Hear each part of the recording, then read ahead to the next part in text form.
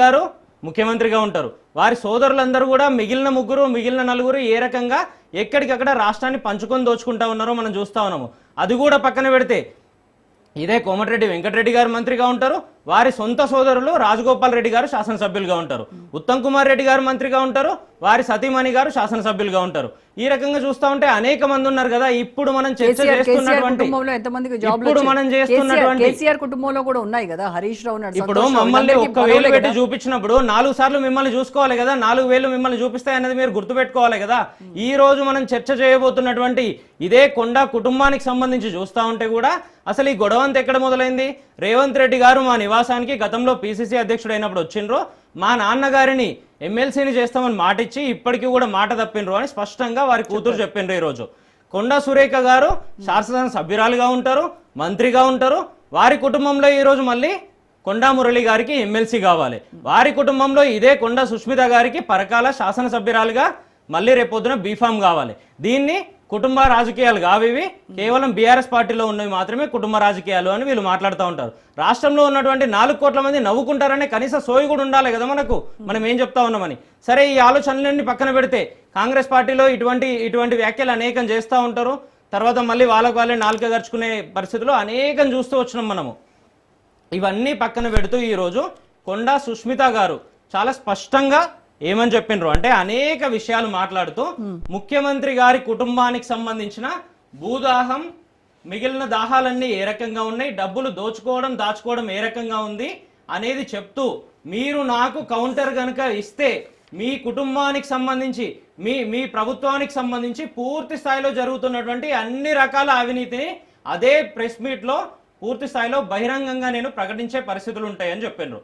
గతంలో కూడా కొద్దిగా వెనక్కిపోయి చూస్తే మనము ఇదే కొండా సురేఖ గారి ఓఎస్డీకి సంబంధించి ఏ రకంగా ఇష్యూ జరిగిందో స్వయంగా ఒక మన సిమెంట్ కంపెనీకి సంబంధించిన యజమాన్యం దగ్గర పాయింట్ బ్లాంక్ లో గన్ను పెట్టి బెదిరించిండ్రో మనం చూసినాము. ఆ వార్తలు మొత్తం బయటకు వచ్చిన తర్వాత కనీసం షోకాజ్ నోటీస్ ఇవ్వరు. ఈ రోజు కొండా సుష్మిత గారు కూడా షోకాజ్ నోటీస్ ఎవరికి ఇవ్వాలని మీరు అంటున్నారు? కొండా సురేఖ గారికి ఇవ్వాలి కదా, మురళి గారికి ఇవ్వాలి కదా. వారి కుటుంబ సభ్యురాలే కదా మాట్లాడుతా ఉన్నారు. సంబంధం లేదు పార్టీకి అంటున్నారు కదా. సంబంధం లేకుండా ఈ రోజు ఇదే రాహుల్ గాంధీ గారి ఫోటో, ఇదే సోనియా గాంధీ గారి ఫోటో పెట్టుకొని, ఇదే రేవంత్ రెడ్డి గారి ఫోటో పెట్టుకొని, ఇదే కొండా సురేఖ గారి ఫోటో పెట్టుకొని, కొండా మురళి గారి ఫోటో పెట్టుకొని కేక్ కటింగ్లు ఏ రకంగా చేసిండ్రండి. ఈ రోజు మా సోదరి ఇందాక ఇంకో మాట కూడా మాట్లాడుతూ ఉన్నారు, తల్వార్లతో కేకులు కోస్తా ఉన్నారు అని చెప్పి. ఏం మాట్లాడుతూ ఉన్నారు మీరు? కనీసం ఆలోచన ఉండాలి కదా. మీ శాసనసభ్యులు నిండు శాసనసభలో నిన్నగాక మొన్న మందుల సామేల్ గారు మాట్లాడినరు. ఏమని మాట్లాడినరు? కత్తులతో కోలాటం ఆడతాము అని చెప్పి బీఆర్ఎస్ శాసనసభ్యులను బెదిరించారు. దాని మీద మీకు సమాధానం ఉండదు. కానీ ఈరోజు కేక్ కటింగ్ల గురించి వచ్చి వీళ్ళు మాట్లాడుతూ ఉన్నారు తల్వార్లతో కోస్తారని. ఇదే తల్వార్లు పట్టుకొని రేవంత్ రెడ్డి గారు ఎన్నిసార్లు ఊరేగిండ్రండి? ప్రతిపక్షంలో ఉన్నాడు, పిసిసి అధ్యక్షునిగా ఉన్నాడు. ఇవన్నీ కూడా పక్కన పోతాయి. అసలు విషయానికి వస్తే కొండలరెడ్డి గారికి, రేవంత్ రెడ్డి గారి సొంత బ్రదర్ కి కొండలరెడ్డి గారికి 200 కోట్ల రూపాయల ల్యాండ్ ఏ రకంగా ఇచ్చిండ్రు అనేది ప్రశ్నించిండ్రు. దాని మీద సమాధానం ఉండదు. దానికి సంబంధించి ఇదే కొండా సురేఖ గారికి షోకాజ్ నోటీస్ ఉండదు. గతంలో జరిగిన ఇన్సిడెంట్ లో షోకాజ్ నోటీస్ ఉండదు, చర్యలు ఉండవు. ఇదే చిన్నారెడ్డి గారికి సంబంధించి చూస్తే ఈ రోజు స్టేట్ కి సంబంధించి ప్లానింగ్ బోర్డుకు వైస్ చైర్మన్ గా ఉన్నారు కదా. నిన్న స్పష్టంగా చెప్పిండ్రు కదా, 100 కోట్ల రూపాయలు ఇచ్చి మా వనపర్తిలో మేఘారెడ్డి అనే వ్యక్తి టికెట్లు కొనుక్కొచ్చుకుంటే ఈ రోజు ఆయన చెప్పిందే రాజ్యం నడుస్తా ఉంది. ఈ రోజు అదే స్థాయిలో దోపిడీ చేస్తా ఉన్నాడు అతను అని చెప్పిండ్రు. షోకాజ్ నోటీస్ ఇచ్చిండ్రా ఈ రోజు వరకు? ఇయ్యరు. ఇదే కోమటిరెడ్డి వెంకటరెడ్డి గారు గతంలో స్పష్టంగా చెప్పిండ్రు కదా, రేవంత్ రెడ్డి గారు పిసిసి అధ్యక్షుడు అయినాడు, 50 కోట్ల రూపాయల బస్తాలు ఇచ్చి బ్యాగులు ఇచ్చి పిసిసి అధ్యక్ష పదవి కొనుక్కున్నారు అని జగ్గారెడ్డి గారు చెప్పిండ్రు కదా. దాని మీద సమాధానం ఉందా? వీటిల మీద కూడా సమాధానం ఉండదు. కానీ ఇందాక మా సోదరి మరొక విషయం కూడా చెప్తా ఉన్నారు, నేను అనేక సంవత్సరాల నుండి కాంగ్రెస్ పార్టీలో ఉన్నా అని. మీరున్నారేమో, దాన్ని మేము శంకించట్లేదు. కానీ ఇదే రేవంత్ రెడ్డి గారు పక్క పార్టీ నుండి వచ్చిండ్రు కదా, అరువు తెచ్చుకున్నారు కదా.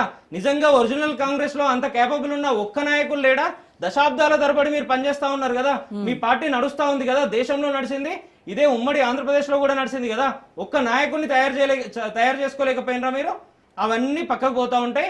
బక్క జడ్సన్ లాంటి ఒక కాంగ్రెస్ పార్టీ కరడుగట్టిన నాయకుడు పనిచేస్తా ఉంటే ఇదే రేవంత్ రెడ్డి గారి ప్రభుత్వం వచ్చిన తర్వాత పూర్తి స్థాయిలో పక్కన పెడితే ప్రశ్నిస్తా ఉంటే ఇమ్మీడియట్ గా షోకాజ్ నోటీసులు ఇచ్చి పార్టీ నుండి సస్పెండ్ చేస్తారు.